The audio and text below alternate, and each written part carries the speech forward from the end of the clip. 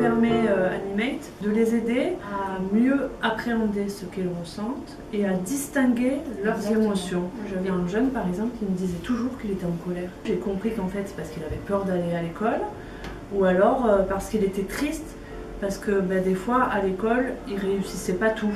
Du moment où il a saisi la différence, déjà j'ai senti un apaisement et en plus du coup on était sorti de ça, tous ces comportements après ces passages à l'acte, c'était pas expliqué que par la colère, ces passages à l'acte aussi, c'était aussi expliqué par la tristesse ou par la peur. Donc moi j'utilise déjà pour se présenter, pour se dire comment on se sent, l'humeur du jour, comment on se sent aujourd'hui, je démarre par ça. D'abord, rappelle effectivement quelle émotion correspond à quelle carte. Donc au fil des séances, on voit qu'ils commencent à intégrer. Et du coup, ils font aussi des liens avec d'autres images et d'autres émotions, expressions faciales. Je les incorpore au fil de l'histoire. Donc j'en prends juste une ou deux de l'histoire. Et donc pour rappel, je montre la petite carte. Oh, il est triste, il pleure, il a les larmes qui coulent, j'en rajoute. Et donc ça permet effectivement de mieux visualiser l'émotion du personnage de l'histoire avec le pictogramme.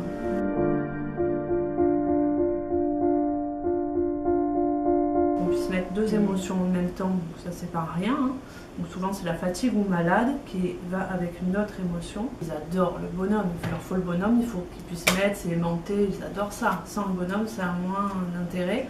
Et alors moi sur le bonhomme, j'ai remarqué qu'au tout début quand je leur ai présenté, ils avaient pour la plupart envie de le remplir. Donc en le coloriant avec le Velleda. Mais j'ai trouvé ça intéressant sur la question des limites, parce que pour ceux qui ont tendance à déborder de la feuille, des contours, là du coup ils ne pouvaient pas déborder. Les limites, ça s'arrête. Ça leur apprend aussi à bien délimiter les contours en rapport avec leur enveloppe corporelle, les questions de leurs limites à eux, et je trouvais ça aussi intéressant.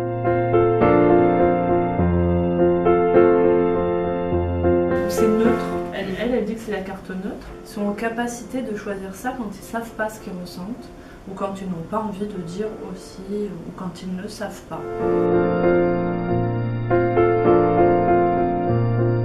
On a prêté Animate et le jeune, la maman s'est rendu compte qu'il l'utilisait. Elle a fait une demande d'achat et donc il est à la maison et donc il l'a ici et au domicile. Ce qu'on lui apprend ici, il peut aussi le transférer à la maison.